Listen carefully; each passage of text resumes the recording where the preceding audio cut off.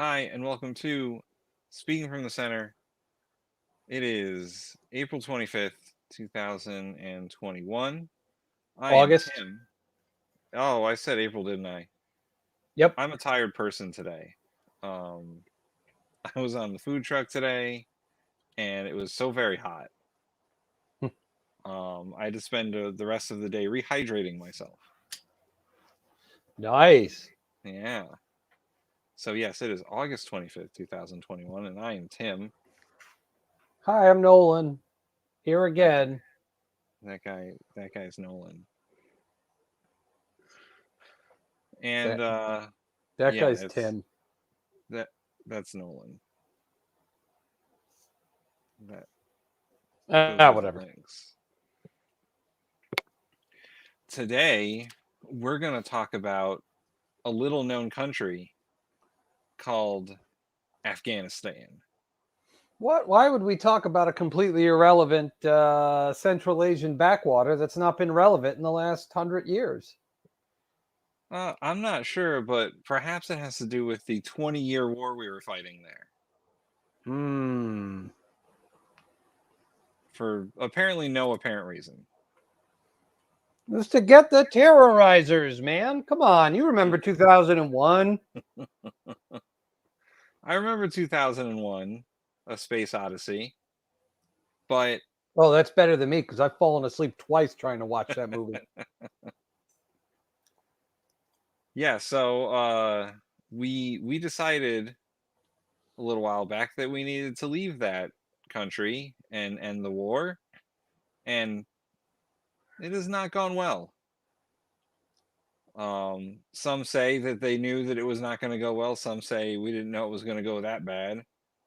Uh, Um, but it's currently generally considered to be a clusterfuck. yeah, I don't know. For some reason, the ghost of my father stood over my shoulder and he just whispered Vietnam. Fall There of have Hanoi, anyone? there have been some comparisons. Or sorry, not Hanoi, Saigon, aka Yeah. Ho Chi Minh City. Oh. 2001 when the monkeys threw bones. That's a very reductive description of the Republican Party at that time. You're not wrong. I just want you to know it's quite reductive. Oh, and producer Gabe says hi.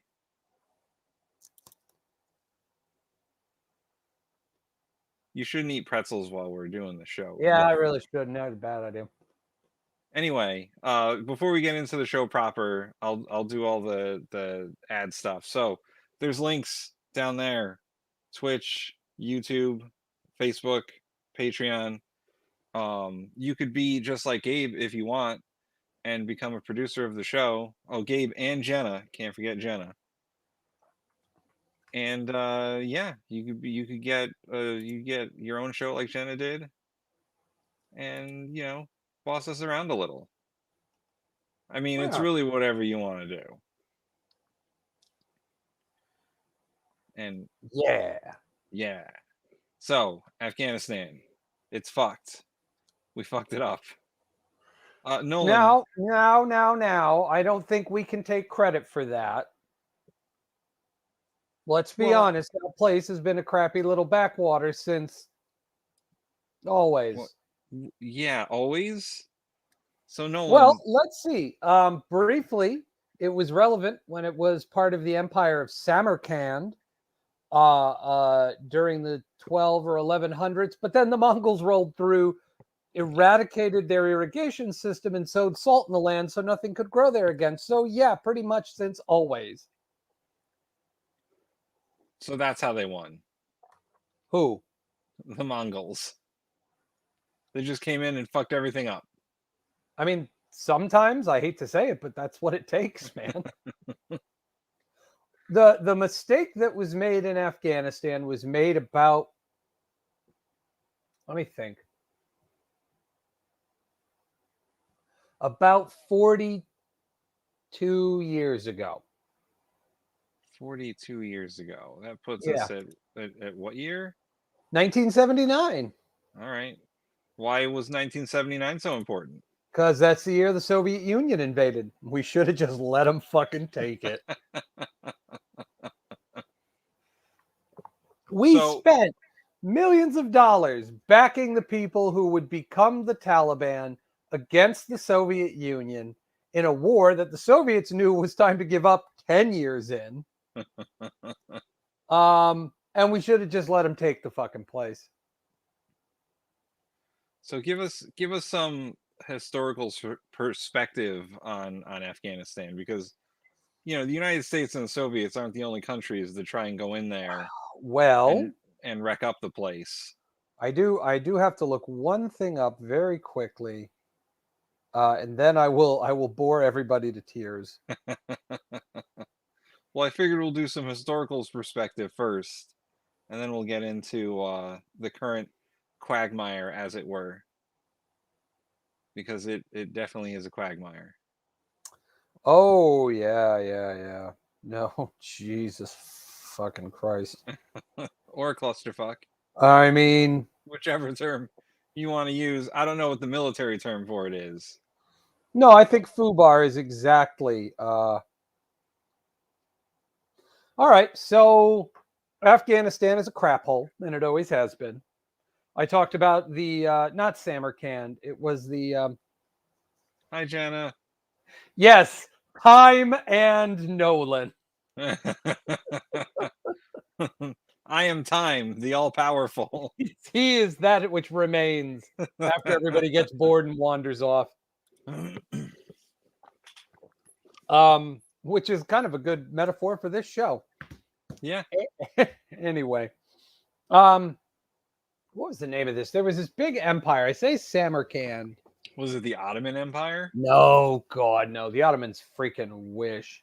There was a large nation that was formed out of rival Islamic emirs in the region that we know today as Afghanistan, Tajikistan, Kyrgyzstan, Uzbekistan, Turkmenistan, and possibly Kazakhstan. Apparently. Yeah. So all these countries formed. They had their own little empire. There it is. No, they were. So what happened was, obviously, Islam was exported to that region.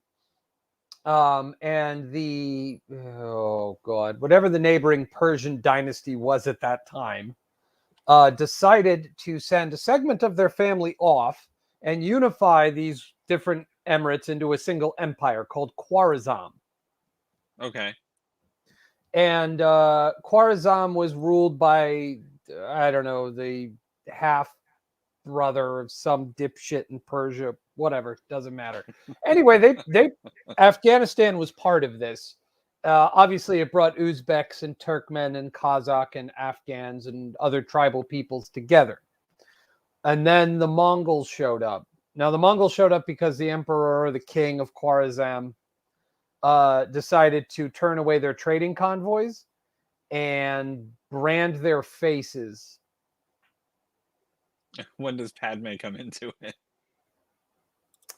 And the Mongols took exception to this because if history has taught us nothing, it's don't piss off people named Genghis. Yeah.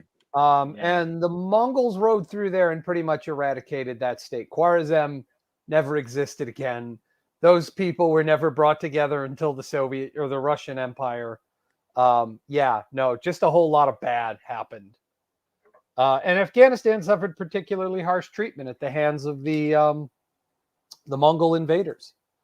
Like I said, they destroyed their. They had this massive irrigation system, and it was rather fertile area. And the Mongols came through and destroyed it and salted the earth, and sowed human remains into the ground, and said, "Never, never will you farm here again."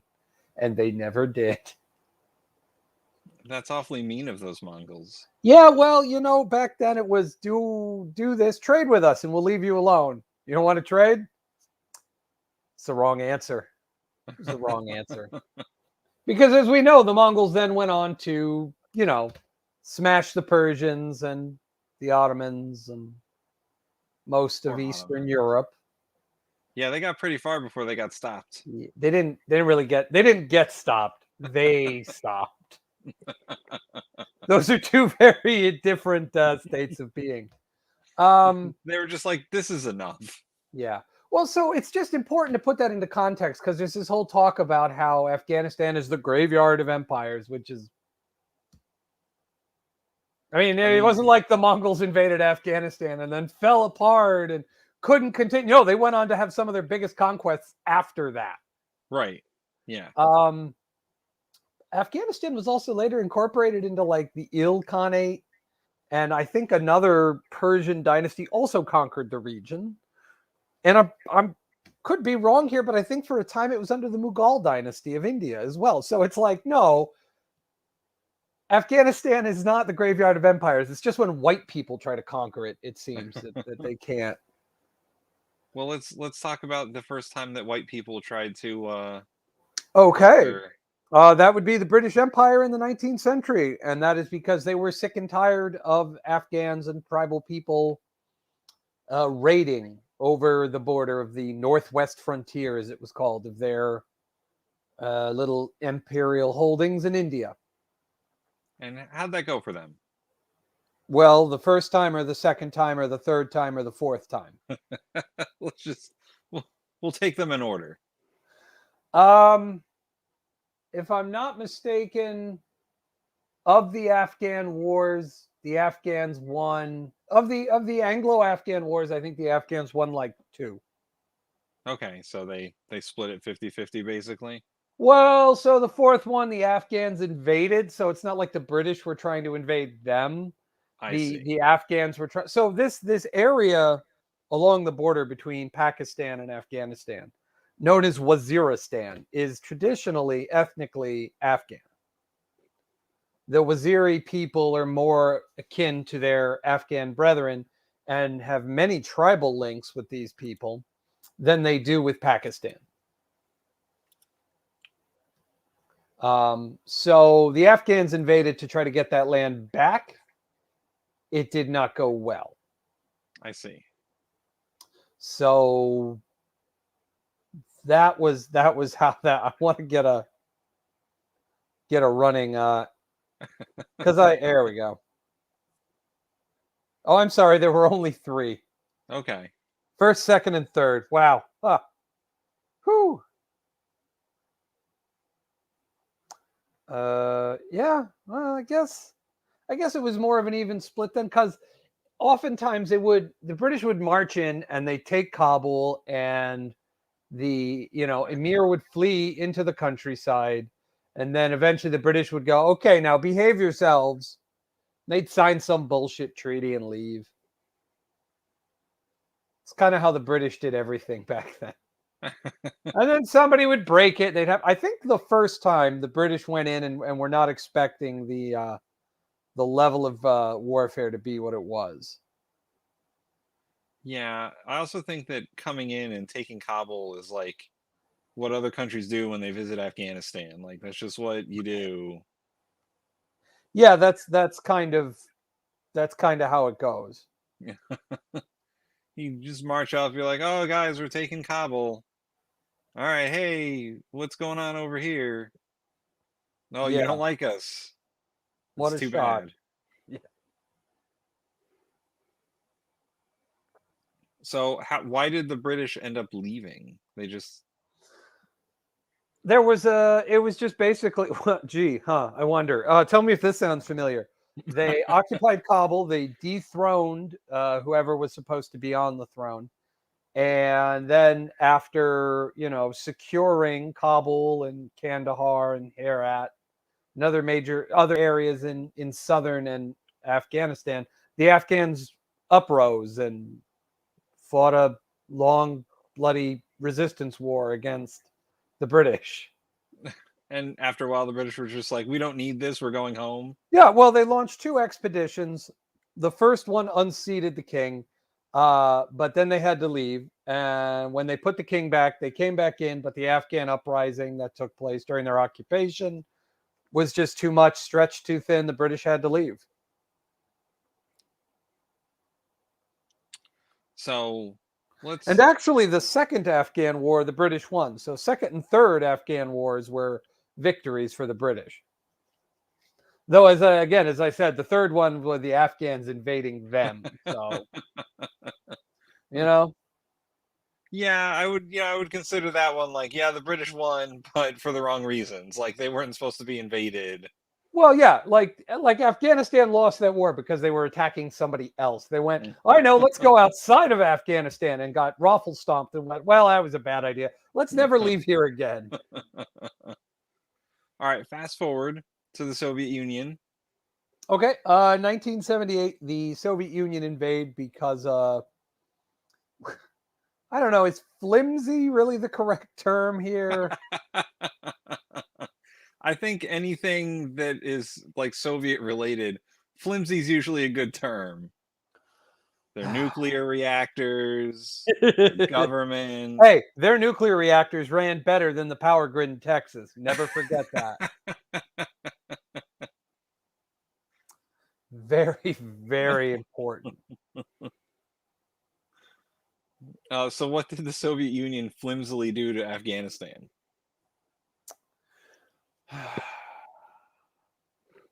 So there was a revolution.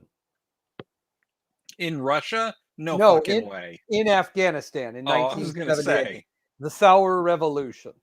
Russia has a Well, revolution every 5 minutes. yeah. Um, basically, Afghanistan was going through a series of coups d'etats. And the previous guy who had launched a coup to take power in 1973 was deposed by the coup in 1978 that saw the People's Democratic Party of Afghanistan take power. Ooh, the People's Democratic Party of Afghanistan? What kind of Yeah. political party was that? That was a Soviet aligned political party. I see. And apparently the Afghan people took exception to that. Did they? They took exception to communism? Who knew? Go well. So here's the thing: Afghanistan, and I swear to God, this is a recurring theme throughout history. Afghanistan, up to the Mujahideen victory in the war against the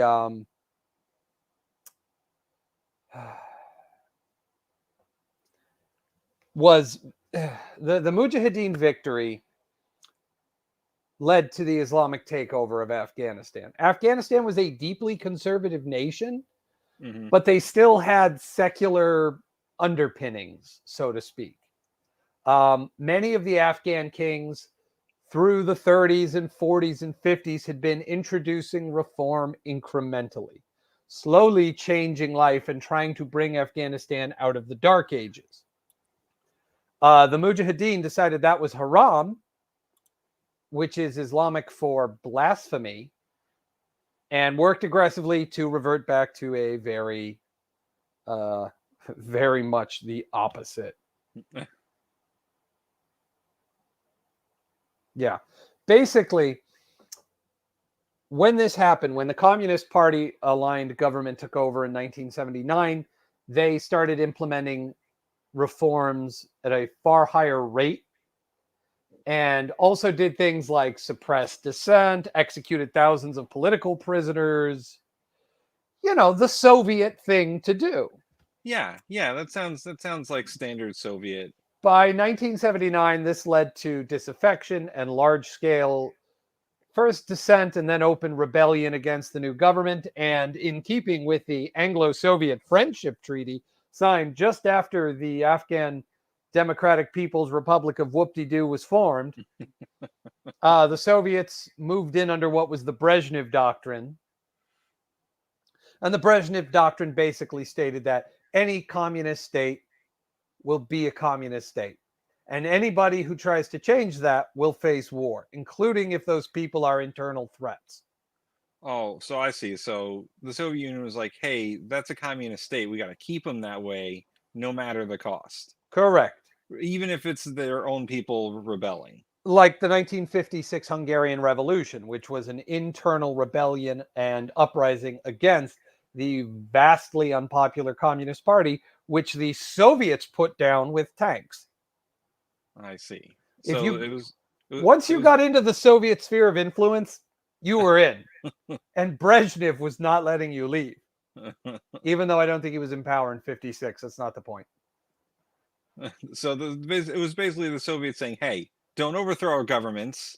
Don't Fuck you. overthrow the government that we installed after we overthrow your government. How dare you?" Once you're in the communist sphere of influence, that's it. Done. You're in the communist sphere of influence. And that led Until to a decades-long war that ultimately led to Islamic extremists taking over. ah, Yeah. and Islamic extremists that we funded. We did largely fund. It's a weird time, man. It was a weird time. Afghanistan had been a fairly, for that time, like it's crazy when you go back and look at pictures of places in the Middle East during the Cold War. Like you see almost nobody wearing like hijabs or burqas or any of that traditional Islamic dress. Men and women are wearing what would have been considered conservatively fashionable at that time. I'm Yeah. just looking at a world map of the Cold War. So that went on for 10 years. It's weird for a couple of reasons. One, we helped fund the Mujahideen against the Soviets because, well, the Soviets had funded the Viet Minh in Vietnam against us, so turnabout is fair play. But the other weird thing is we were having a bit of a spat with another nation called Iran at the time. Whoa, Iran? What kind of country is that? Yeah, fucked up one.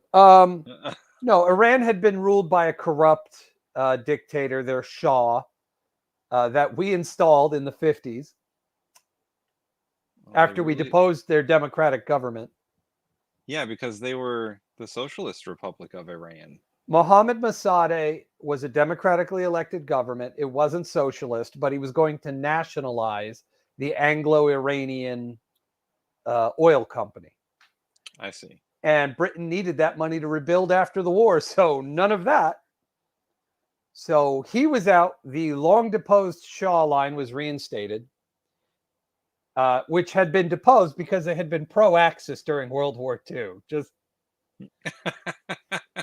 then it wasn't okay. But now that Mohammad Mossadegh was going to, nationalize a foreign interest, now he could come back. But the Iranians were also involved in this war. Both they and the Afghans are Shia Muslims. Mm-hmm. And so the Iranians felt obligated to help. So Afghanistan doesn't have the same problem that Iraq does, where it has like 3 different factions Of Islam? Of Islam, yeah. No, they are predominantly a Shia nation. Though there are different, like the Afghans are not a homogeneous people either. Like there are other ethnic groups that live within Afghanistan. Or rather, I should say, the Afghans may be, but Afghanistan has other ethnic groups. Right, because there's definitely like Pakistani people in there. Turkestani people, Kazakhs, all those sorts. All that Central Asian mess is up in there.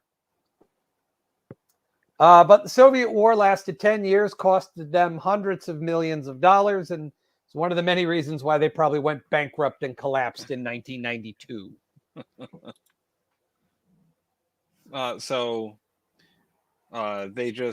They fight Afghanistan to some sort of stalemate, or were they just like... After 10 years of bloodshed and violence, and I mean, let's be honest, our invasion of Afghanistan was somewhat, for all the crap about, oh, you're bombing civilians, blah. Like the Soviets had no problem sending attack helicopters to like blow up entire villages. Like they were not opposed to that at all. In fact, for a long time, into the mid 80s, the Soviets were kind of winning the war. Their ability to use the Hind mobile attack helicopter, which could not only carry a massive amount of firepower, but directly deploy troops into combat. It's kind of like the helicopters we used in Vietnam, where they could carry soldiers, but with way more guns bolted onto it. Like you've seen Vietnam era movies. What do they got? Like a guy on the door with a Yeah, machine they got gun. a guy on the door, and then they got rockets. They got like rocket launchers on the sides. Yeah, that's it. The Soviets had like a minigun in the front, guys with machine guns on the door, and like all these rockets and missile things attached along the underside of the wing. And the Hind can take a beating. Like most anti-aircraft weapon the Afghan like possessed would just be laughed off. Like, that's cute. Um, and the Soviet Spetsnaz, their special air services, were actually doing a very good job of using infantry to pin Afghan Mujahideen fighters into place and then dropping in behind them, cutting them off, and eliminating them. And then the US started to sell the Afghans surface to air missiles. Yeah, that would be a game changer. Yeah, and they did it through a particularly wealthy Saudi prince named Osama something. The name escapes Oh me. man, yeah, I've heard of that guy. And he had this network that he had set up called the Link, I believe, Oh, which translates into Arabic as Al Qaeda, I believe, something like that. I don't. It's been a while since I heard that name. Well, and not relevant anymore. Yeah, no, Why would they be? And we never heard from any of these people ever again. So fast forward to 2001. Nothing happened. 9/11 happens. Yeah. If Tarzan were here, or not Tarzan, what's his name? Shartan. Shartan. There we go. Yeah, Sorry. we call him Tarzan. That's fine. Tarzan. No. Tarzan was a Roman emperor. I just forgot Shartan's name. If Shartan were here, he'd start going on and on about how there was no evidence or no proof or anything that he was there, and we just invaded Afghanistan on a whim. Why would we just invade Afghanistan on a whim? I mean, Well, we invade Iraq on a whim. Yeah, no, we didn't invade Afghanistan on a whim. All of our military intelligence at the time said that he had been running his network out of Afghanistan. Yeah. We didn't invade Afghanistan on a whim. We stayed there on a whim. Yeah. Well, Like, we were like, let's under the nation impression. build. Yeah, we did a really bad job at that 20 years later. Well, so yeah, we invade Afghanistan in the aftermath of 9/11. 9/11. We attack a number of Al Qaeda training facilities and operating places. We capture or kill a number of their top organizers. We also took Kabul. Remember, that's the Afghan hello. Soviets. I like that. The Afghan hello. How do you say hello in Afghanistan? You just invade Kabul. How do you know? How do you tell the Afghans you mean business? Oh, well, you burn it to the ground. Yeah. And then sow salt in the earth so they know you're not screwing around. What's crazy is I heard a saying today that the Taliban used. They were like, the Americans have the clocks, but we have the time.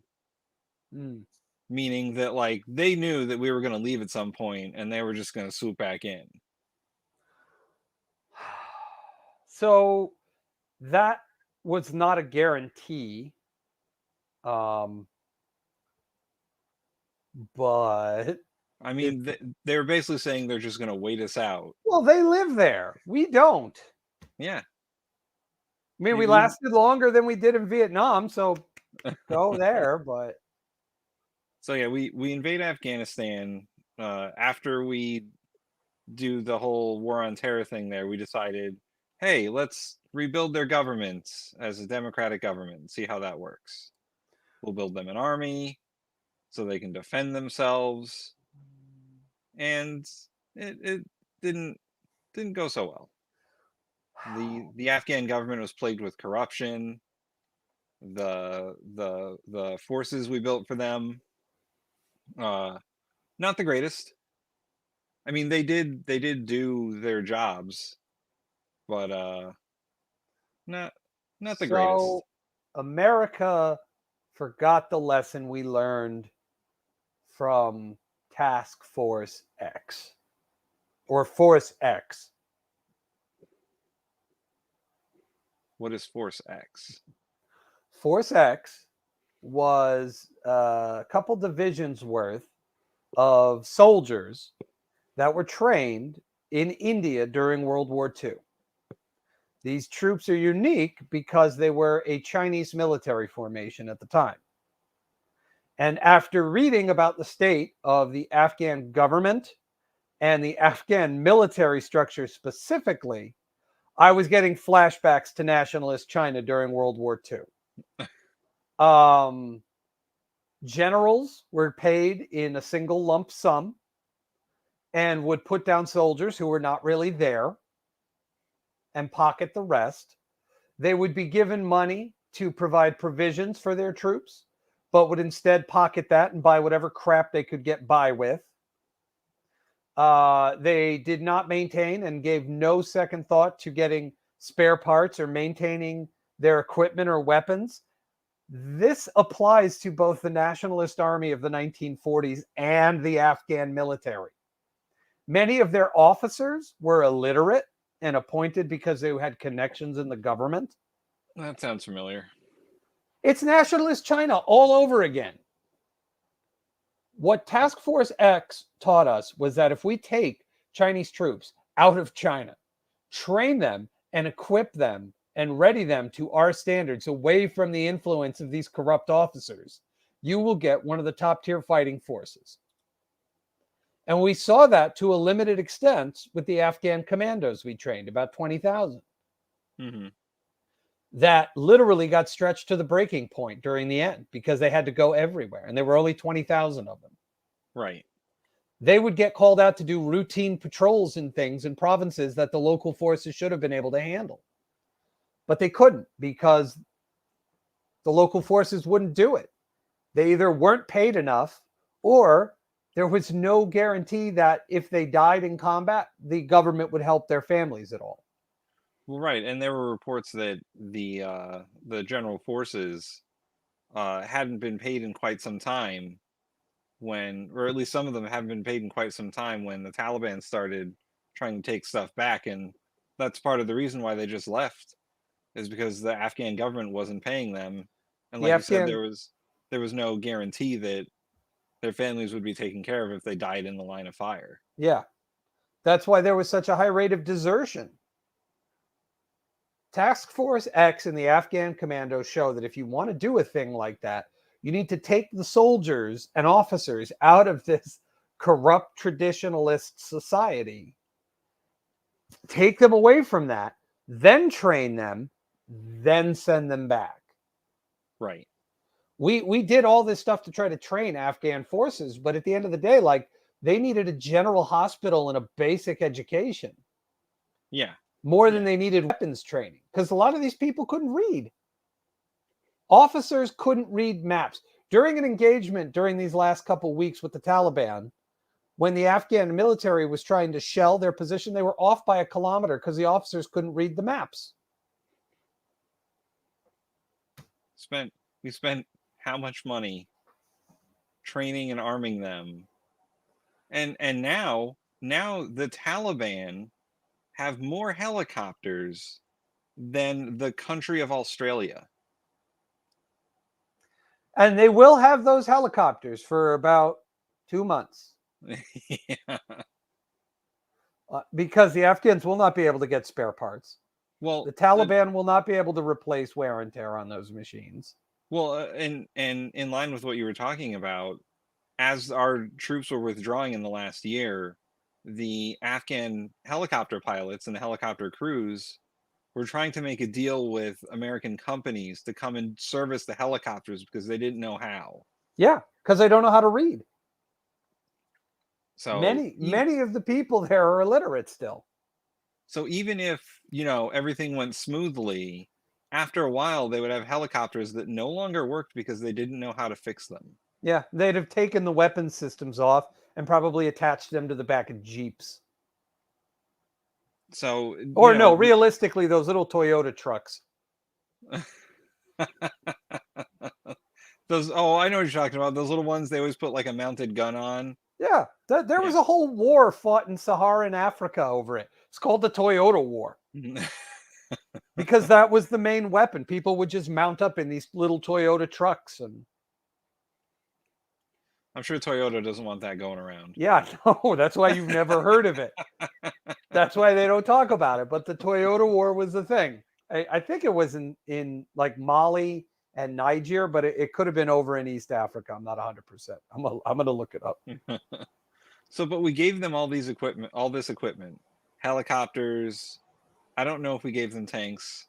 Um, all of the heavy artillery we gave them that apparently they can't read maps to use accurately. Yeah, that's great if And you have guns. If you don't know how to fucking shoot them. yeah, so and I don't know what the amount was that we spent, but I know it was in the billions, hundreds of billions. Oh no, I think it was trillions of dollars were spent trying to build Afghanistan up. And let's get to modern times where Biden said we're leaving by the original deadline was supposed to be like the end of May, then they got pushed back May to August 1st, 31st. actually. Yeah, And that was an agreement made with the Trump administration. right. And Biden said we gotta acknowledge that agreement because it was made. And as soon as our troops started clearing out, the Taliban just started taking cities back. Well, yeah, and don't forget that under the Trump administration's agreement, the Afghan government had to release 5,000 ex-Taliban soldiers they had in captivity. Yeah, and if I remember correctly, Trump wanted to have like a summit with the Taliban for this agreement. Yeah. Yeah, And well, I mean, he likes hanging out with brutal fascist dictators. and someone had to tell him that's probably not the best idea. I mean, he buddied up with Kim Jong Un. He alienated some of America's closest allies. Going out and doing crazy shit was kind of Trump's, bread and butter, man. He went to Saudi Arabia and touched that glowing orb thing. Whatever. Everybody goes to Saudi Arabia and does what they tell them. That's so they'll sell us oil. The So, Bushes sold them an Air Force. I mean, that's true, man. Trump touched an orb. Yeah, whatever. George W. Bush 1 and 2 sent like tens of thousands of aircraft over there. So whatever. And that's another thing. We sent a bunch of aircraft over to Afghanistan. Once again, the pilots and the crews don't know how to repair them and maintain them. No. And No, they neither do don't. the Taliban. So they're just going to sit there. Yeah. No. It's like we sent them all this stuff. They don't know how to fix it. You got to think what wear and tear is going to do on these machines when they're not like you run your car without getting the oil changed regularly. It fucks up a car. What do you think happens to $1 million tank?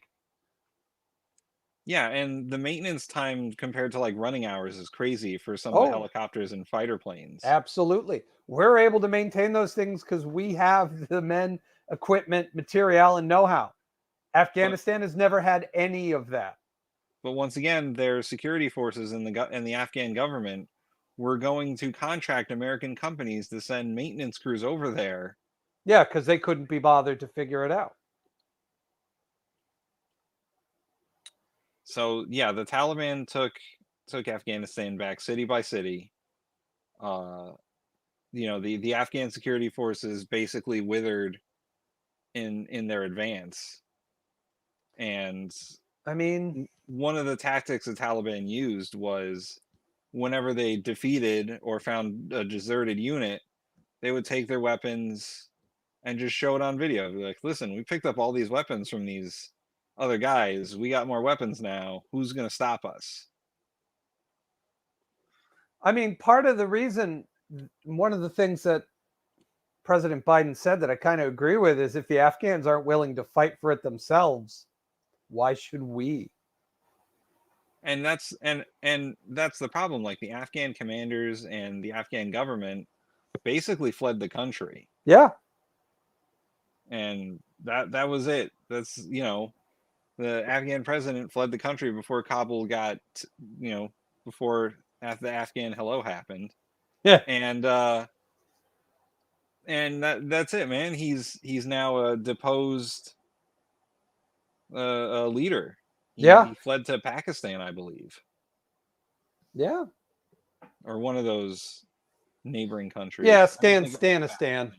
I don't think it was Pakistan. He fled to like Turkmenistan or something. Yeah. I'm gonna look it up.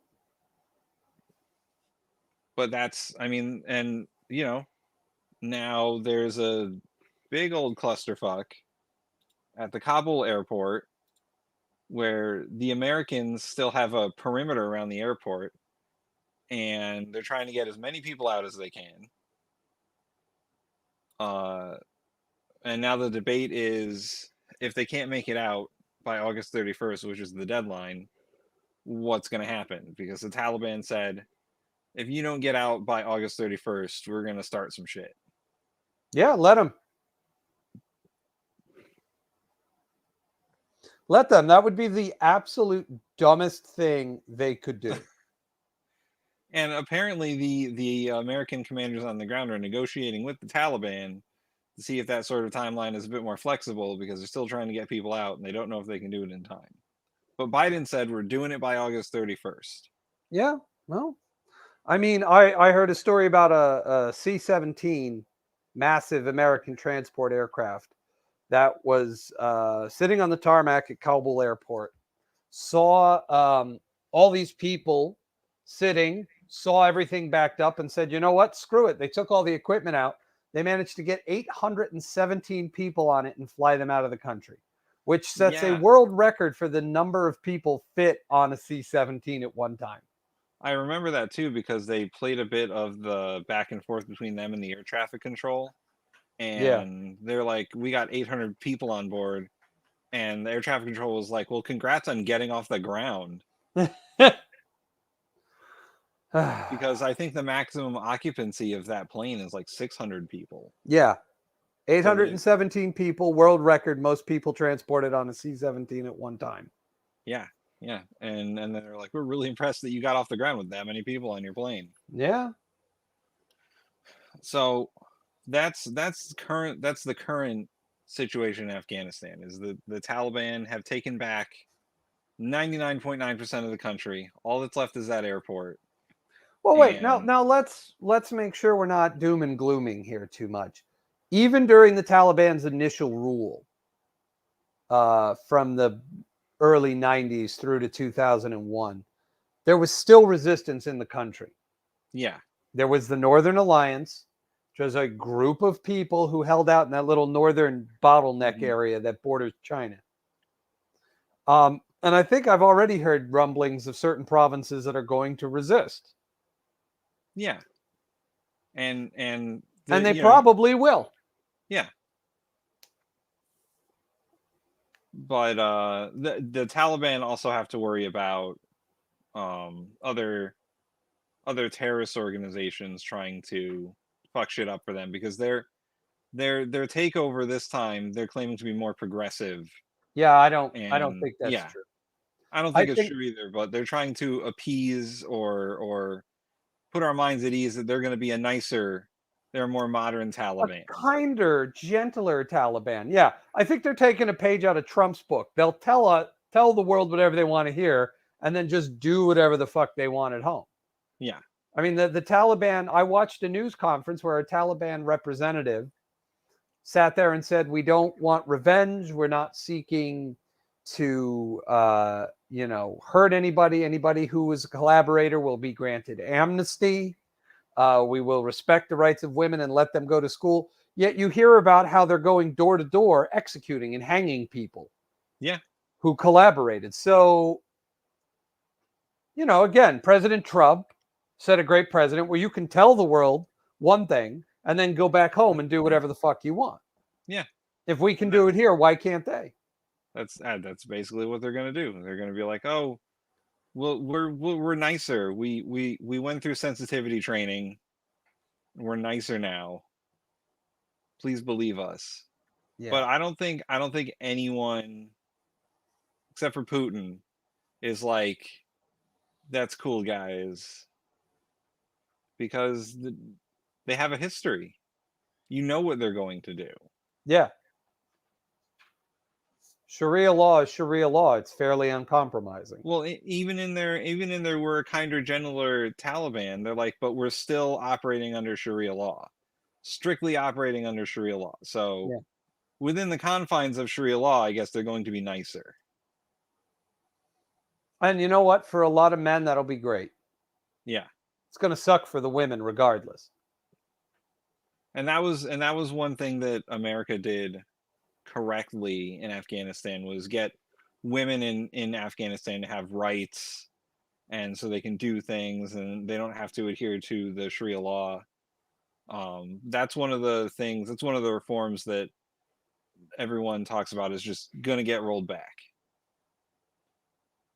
because the Taliban, like you said, aren't too keen on women's rights.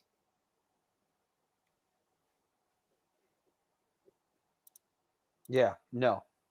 And that's, I mean, I don't know. What were we going to do? And that's the question. Like, one of the complaints is like, well, you're leaving Afghanistan. Why are you leaving Afghanistan? And the answer is, how long do you want us to be there?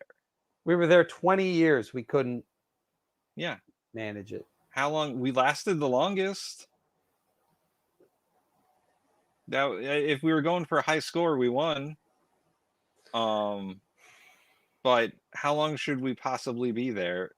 It's not like a situation in Germany or like with Japan, where we just have a little bit of troops stationed there just because they started a world war. Well, but those countries also developed into fully functioning societies.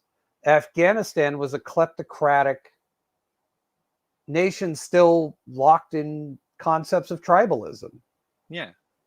And it's also not like Korea, where we have troops stationed on a border because we fought to a stalemate.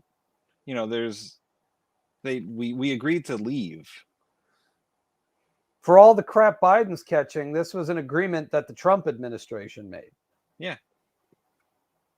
And I I'm mean, sure and you know what? It was the right decision because we'd been there 20 fucking years. Enough's enough. yeah. And the Taliban weren't going to tolerate us being there any longer. That was why the agreement was made, is because the Taliban were saying, listen, if you don't leave, we're going to step up the violence on our end, whatever amount of violence they can produce. But they were just going to make it harder for us to be there. Yeah. So it was, risk more American lives. Well, Or and that would have been the wrong move because look how terrible the Afghan forces did once we weren't there to back them. Once we yeah. weren't there babysitting them, they fell apart. And one of the complaints is that we had an air base, I forget where it was, outside of Kabul, that we were operating and giving their Afghan security forces air support. And they're like, oh, why did you close that air base so early? And we can't do anything without all that American air support. But they have their own planes and helicopters and stuff. So, if they were properly motivated and properly trained, they could have done that themselves. Yeah. Well, let's be honest. If they can't figure out how to aim artillery, how the hell are they going to operate aircraft?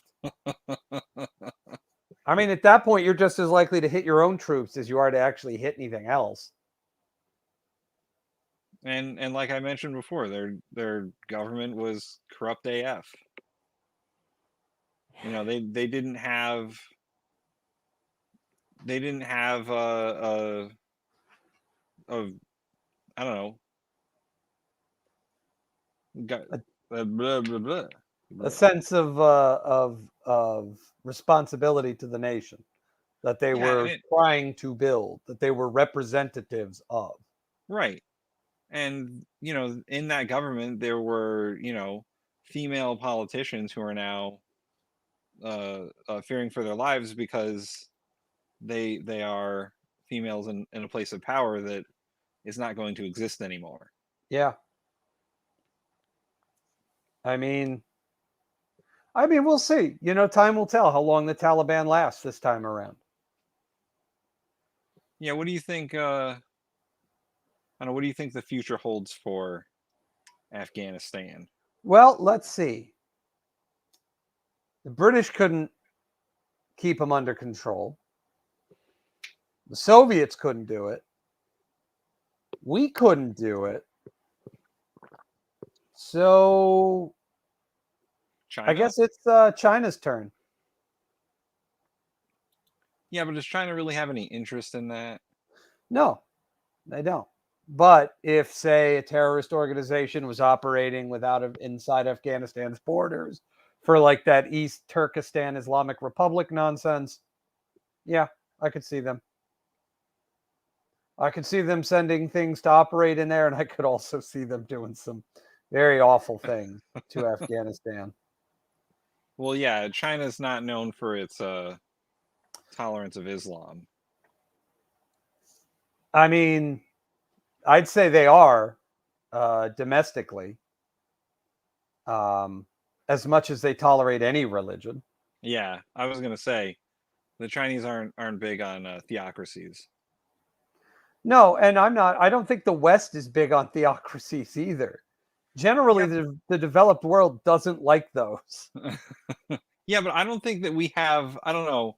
I don't know what the word is. I don't want to say the resolve that China would have, but I think China might be a little bit more intent if they were to I think the word you're take it looking back. for is brutal.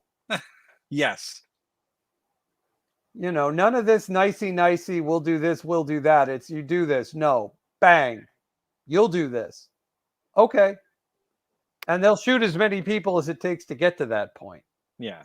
I mean, then again, so were the Soviets, but Well, do you think that China would go the other way and do the belts? China's big on using soft power. Yeah. I think Everybody that would gets, be China's move is, hey, you yeah. have an oil infrastructure. Let's fix that up for you. Hey, we'll give you money and stuff if you let us do X, Y, and Z. And they'd use that to exert influence. Yeah. Also,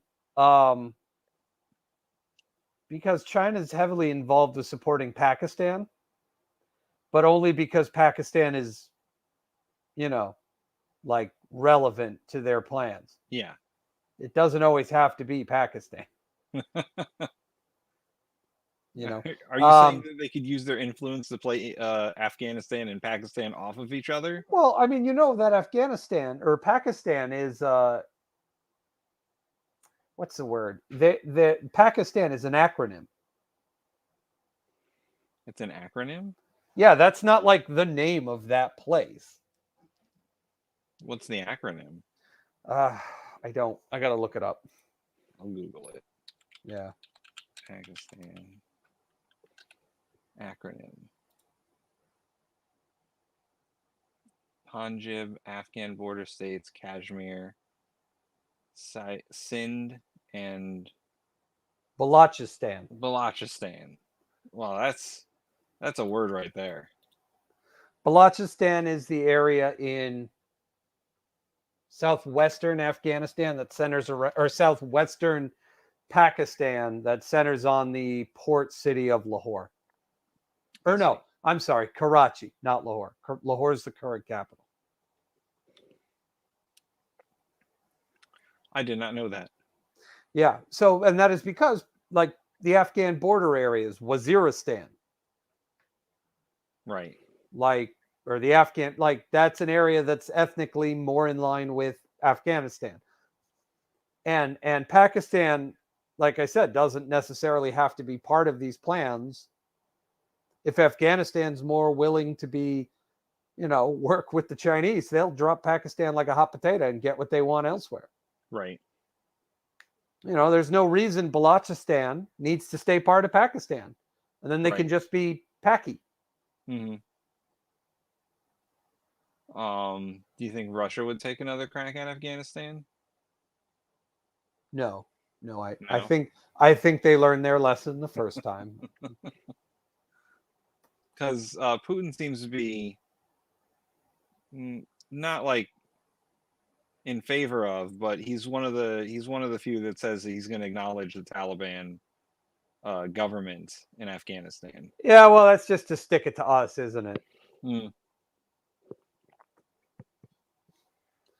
You know, there are people in Russia going, yeah, it doesn't feel so good having to flee Afghanistan, does it? I'll give them this. The Russians are doing this. They're holding their grudges well. Yes, they are holding their grudge as well. They're like, oh, you Americans thought that you could do it. Guess what? No one can do it. Oh, not so easy now, is it? Oh, Soviets couldn't do it. Wow, Link, you look bad. Now who looks bad? Basically, it's like a mess. The Russia and the United States are basically like what the relationship between Ian Drago and Rocky Balboa would be if they were real people now. They're just two old, drunk prize fighters, well past their prime, constantly agitating, like pointing fingers and say, well, you want to know what? And this is one where Russia gets to poke and put salt in the wound and go, ha ha ha ha. Not so funny now, is it? All right, so we got about 5 minutes left. Do you have any closing thoughts? I was 16 when we invaded Afghanistan. Oh God. Yeah. Fuck man, I was 15. That's Yeah. wrong. That's wrong. I was 16 and shit like this was like Star Trek level technology. Yeah. Sitting on your computer on a laptop with a built-in camera, posting this stuff all over the web so people could see that. Fucking science fiction back then. Live streaming? I couldn't even imagine live streaming all over wherever. Like Anywhere. It didn't matter. Yeah. If I wanted a video, I had to it would take forever to upload. Yeah. Yeah.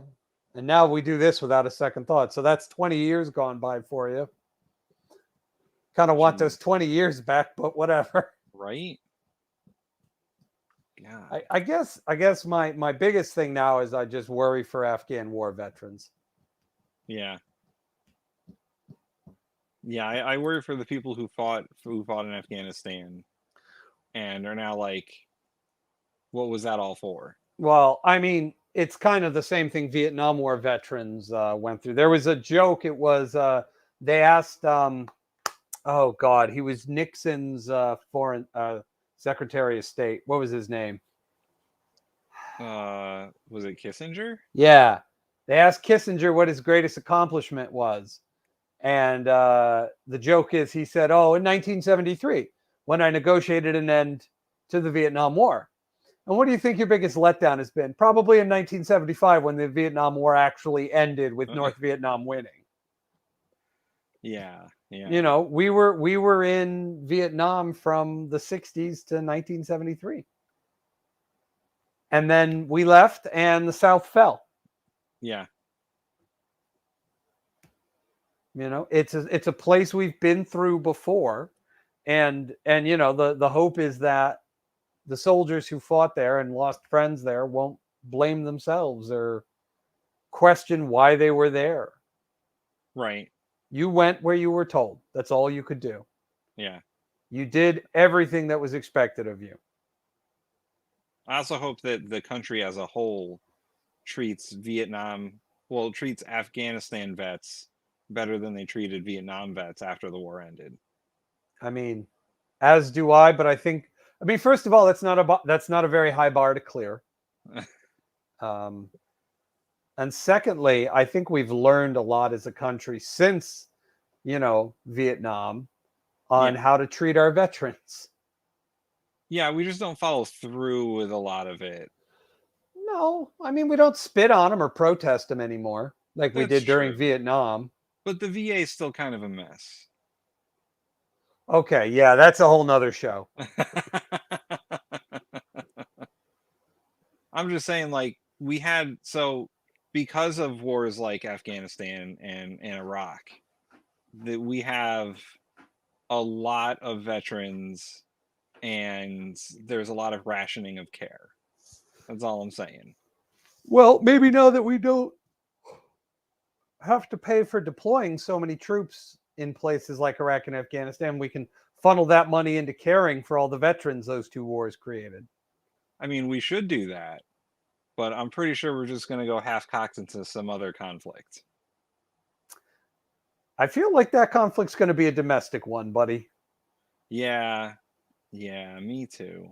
I didn't want to say nothing, but I think the uh, next conflict we get into is going to be largely domestic. yeah.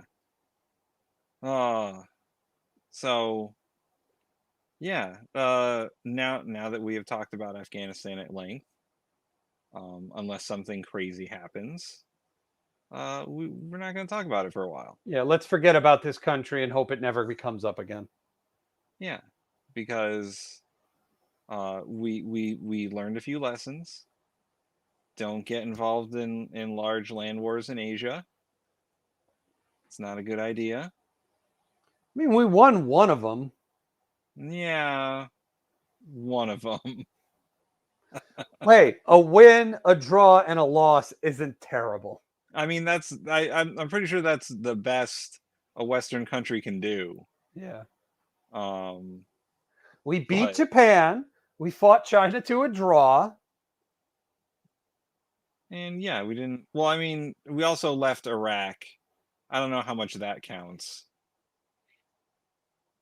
I the whole Iraq Afghanistan thing is sometimes it's hard to wrap your head around because we were in Iraq for a long time too, and that was for no apparent reason except for that our government said that there's Saddam Hussein's got nuclear weapons or whatever, chemical weapons. Weapons of mass destruction, And which then statistically speaking, that's machine guns, but we that's not went the to the point. UN and what's his name had the yellow cake and he was like, look what we found. That's why we're in Iraq. I'm going to get some cake. I want cake too. Yeah. Not the cake he had. That's No, not good cake. tasty cake. It's radioactive cake. That's not tasty cake. All right, so let's promo the other show and then get the fudge out of here. So we got another show Yeah. and it's called Sitcom and Carry On. Bam. Woo! Logos. On opposite Wednesdays at 8 p.m., we do a show called Sitcom and Carry On. And Nolan, you want to explain what that is? Yeah, Sitcom and Carry On is a podcast where I get to show everybody on the internet that I watched way too much TV as a kid. Sounds about right. It's where we get to talk about everybody's first favorite parent, the television, and the long-standing tradition staple, the sitcom. It's a place where we talk about the history, the characters, the tropes, the shows and episodes that mattered, why they were important, whether they were in the broader sense or maybe just to us, you know. And our last episode, if you want to go and listen or watch on the Facebooks and the YouTubes and whatever's down there, was the history of sitcoms. There it is. Yeah, there's the Facebooks. Go and like on the Facebooks, and then take our survey about what show we should talk about next week. It's on the Yeah. Facebooks. At the moment, of all the ones, the one in the lead is How I Met Your Mother. So I'm gonna have to watch some How I Met Your Mother. I have been itching for a rewatch of that show. But I think we'll keep the voting open like over the weekend, and then on Monday, just so I can watch the shows that I need to watch. Why don't we keep it open till like Friday? Yeah, And that's a good idea. that way, if I need to binge watch a couple seasons, I can do that over the weekend. So yeah, voting will be open on that poll until we'll say Friday night. Is it And where is it accessible? on the Facebooks, Okay. facebook.com/sitcom and carry on. It should be the top post currently. And yeah, and also we have a Patreon there too. That Patreon has merch. If you are a Patreon subscriber for a while, we will send you a coffee cup and a t-shirt and a hoodie, which is pretty cool with the logo on it. Yeah. Yeah. This show has merch. I'm gonna make Speaking from the Center merch too, but we need a better logo. So so that's it for Speaking from the Center today. And we'll see you in 2 weeks, where hopefully the country doesn't burst into flames. I don't know what to think about the country anymore. It's, oh boy. That's why we're talking about sitcoms next week. Yeah, sitcoms. Go vote. Because the other shows are Seinfeld. Was it Seinfeld, Wings, Mary Tyler Moore, Gilligan's Island, and, you know, your choice. We'll talk about whatever gets the most votes. So, Yeah. Go vote for Man. How I Met Your Mother, because I've already seen all that show. Vote for Seinfeld, goddamn I do not want to have to watch Seinfeld this weekend, God damn it. Go vote for Seinfeld.